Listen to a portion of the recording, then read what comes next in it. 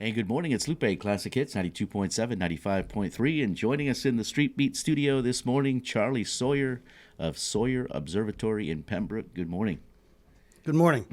How's everything going? Going great. How's Going great. Pembroke? Well, you know what? I'm wondering what happened to spring. I Yeah. think winter has come back, and that's Yeah. unfortunate. So, Yeah. So you're all the way here from Pembroke. yeah, oh yeah, it's a long ways. All right. So, and we're talking about the total eclipse of the sun. What exactly does that mean? Well, a total of eclipse of the sun occurs when the moon is in the new moon phase, and it comes between the Earth and the sun and casts shadows on the Earth. And depending on where you are located is whether or not you're going to be able to actually see the total eclipse of the sun. And of course, we're going to have a gift this year because Maine is going to be able to see the entire state of Maine will see the eclipse. Certain portions of Maine will see total, certain will see partial. And what about here? Will we see? In Calais, Maine, it'll be about 98.6% covered. That's so pretty good. Calais is going to darken up.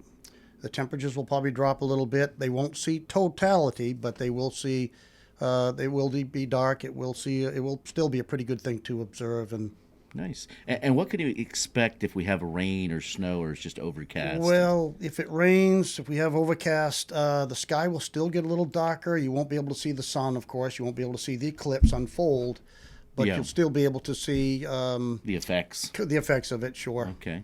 All right. So where is the best place to see it in Maine? Well, the eclipse is running up from the path of the eclipse, what they call the eclipse path. The totality path is running up from Mexico right through some of the mid states of the United States, coming up in New York, New Hampshire, and the western part of Maine, running up from, say, Jackman all the way through Holton, right over Mount Katahdin, actually. In fact, I'm going to be in Millinocket. Okay. And Millinocket's going to be in totality, but it won't be in the very center, but it'll still be a good spot to view it and try to get pictures and things. All right. And what safety precautions should we be taking when we view the Well, you eclipse? know, you never look at the sun. Yeah. And you always have, no matter what, you never look at the sun. But during an eclipse, I know that they have issued eclipse glasses. In fact, I didn't know how many there were going to be. People have asked me about them, but I think Walmart was even selling them. So everybody's getting in on this. Even during the partial phases, there's different context of the eclipse. And when the moon starts to take a bite out of the sun and you want to watch that or observe that eclipse, you want to have those eclipse glasses on at all times. Anyone that's in the totality path will not, you can take the glasses off, and it's only about 3 minutes or so maximum that you're able to do that. But So when it's completely covered, when it's completely covered, correct. you can actually look. You can actually look at it. You can see the corona of the sun. Planets will be visible. There's even a comet we might be able to see. So it'll be a really cool experience if someone has never seen that before. But in Calais, if it's a clear day and you want to watch the eclipse through the entire thing, eclipse on. glasses would be recommended. All right. And you did, I think you mentioned it, but how long will it last? If you're in a good, like up in where you're going or Right. or Well, Holton. everywhere it's going to be from approximately about 2:20 in the afternoon to about 4:40 in the afternoon, about 20 minutes of 5. But that's from the first bite partial to totality to partial, and then the moon passes through. The total phase, totality, where I'm going to be, will start around 3:31 in the afternoon and last only about 3 minutes. So that's when it's completely dark. Completely dark and completely covered. Yeah, the temperatures will probably drop. They may even go down here in Calais as well. Even though the sun won't be completely covered, there's going to be that little a smiley face on the bottom there of the sun, southwestern bottom area of the sun, that you'll still be able to see with those glasses on. But where I'm going to be, it will darken totally for about 3 minutes or so. Nice. Now, are there any special events or viewing parties planned for the There are a eclipse? lot around the state of Maine, a lot. In fact, some of my friends, fellow amateur astronomers, some are going to Holton. Holton's having like a 4-day event up there. Oh, wow. And they're having all kinds of things. Where I'm going in Millinocket, there's even a foot race, some type of a marathon or something. A lot of my friends are going to Jackman. They're going to be way out west in Jackman, the little town of Jackman. They're expecting thousands of people to raid that town. And a lot of these towns they're going to have a lot of people that are going to come in. Good luck anybody trying to get a motel room or anything like that. So Bring a tent. bring a tent. Yeah, exactly.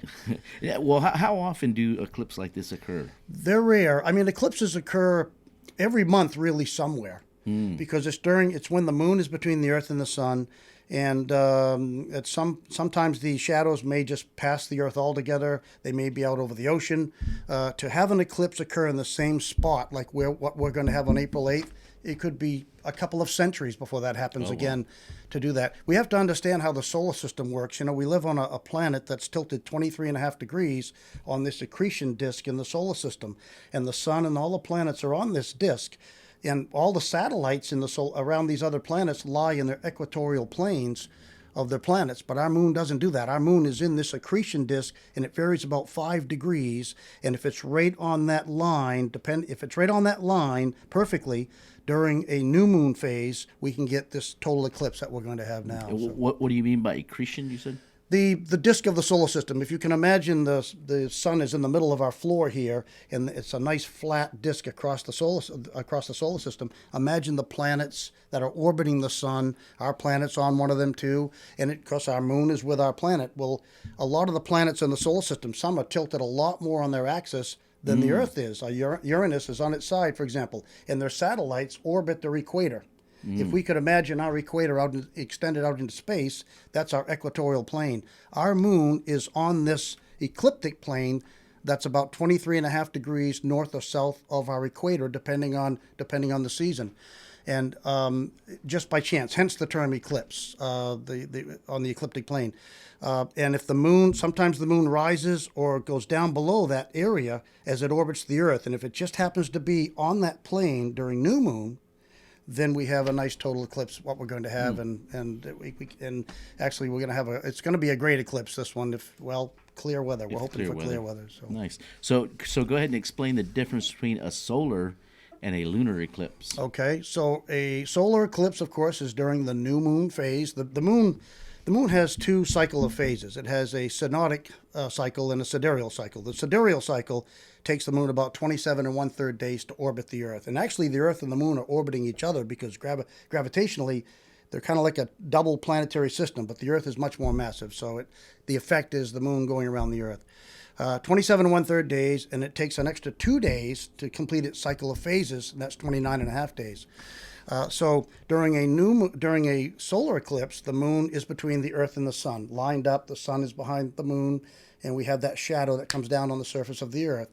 During a lunar eclipse, the moon is in a full moon phase, and the shadow of the Earth is now hitting the moon.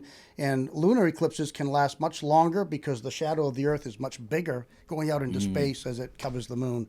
And there's two types of shadows. There's the penumbral and the umbral. The penumbral shadow is what Callis is going to be in during the solar eclipse on the 8th of April, because they're not in the totality phase. The umbral shadow is when the moon is completely covering the sun, and during a lunar eclipse, the umbral shadow would be when the Earth's shadow is completely covering that moon, and it turns the moon like a reddish color, because the light from the sun, as it hits the Earth's atmosphere, refracts to the surface of the moon. Blue light scatters. We have a blue sky. Blue light's more energetic. Most energetic of the colors, violet, blue.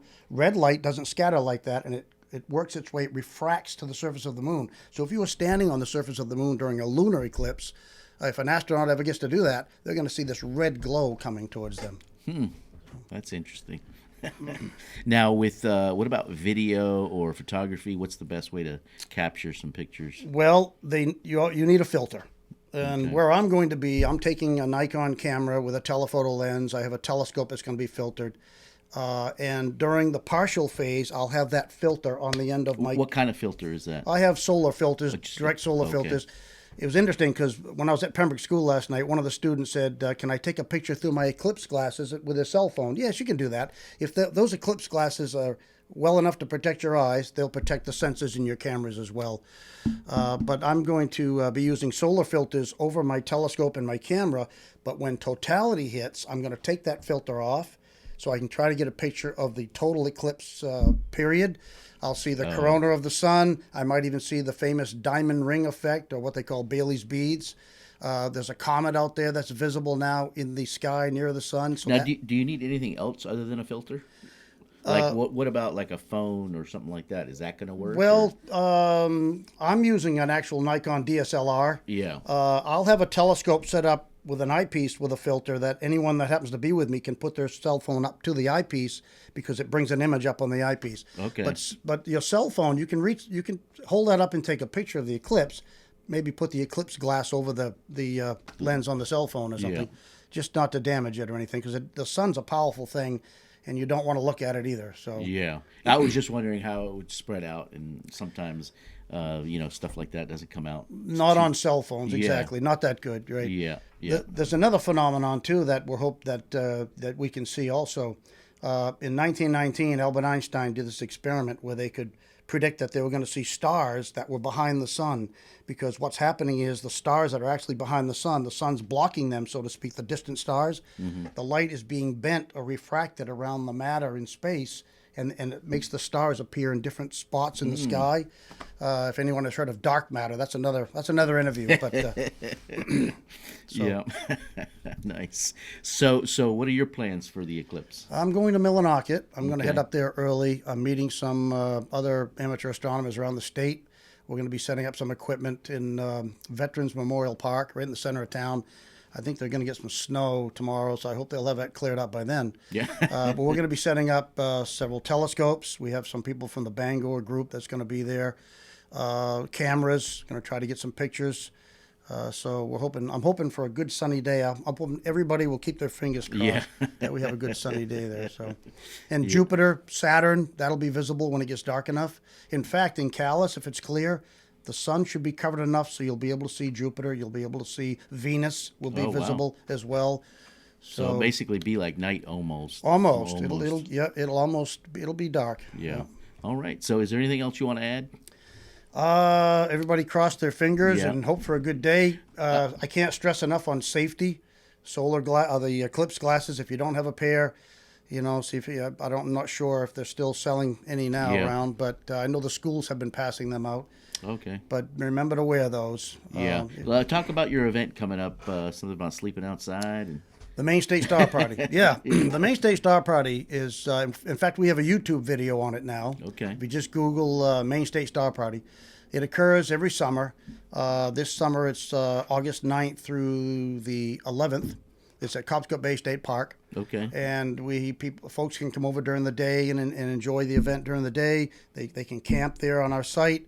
Friday night or Saturday night, we have guest speakers. We have games with prizes for kids. We have solar telescopes that'll be set up during the day to view sunspots on the sun. We'll have nighttime viewing with some very large telescopes, very big telescopes that will be set up, as big as 16 inches in diameter. Oh, wow. To see if you've never seen Saturn's rings, some of the galaxies and clusters that we can show. It's just a lot of fun. And, there's no charge to come in and enjoy that with us. And so we'd like to see a lot of folks come in, and we got some new things going on this year, too. Now, are there any other things that are there that you can purchase or... Well, we're going to have some prizes. The prizes are free. Okay. We're going to have a lot of prizes. We have an Astronomy Jeopardy game that we play. Anyone's welcome to get in on that. Just remember some of your basic science in school, and you'll do a good job. So most of it's just basically free? Yes, correct. Okay. Correct. All right. Yep. So tell us a little bit about what goes on there in Pembroke. Well, not much down in Pembroke. I have an observatory that I have, and I've been running an observatory for a long time, and started the Down East Amateur Astronomy Club back in 1997. Frank Davenport and I, we got that going.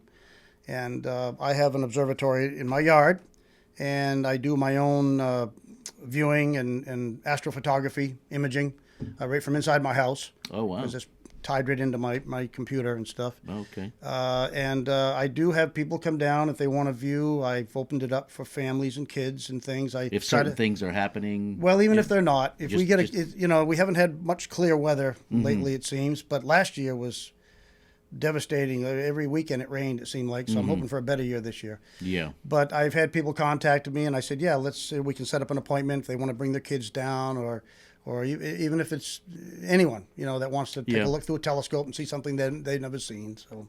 Oh, that's pretty no awesome. charge. Right there in Pembroke. Right there in Pembroke. All right, so this is the most important question that I didn't tell you at all that I was going to ask you. Have you ever seen UFOs?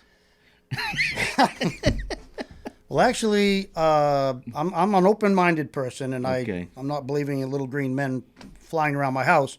but I have seen some things I couldn't explain.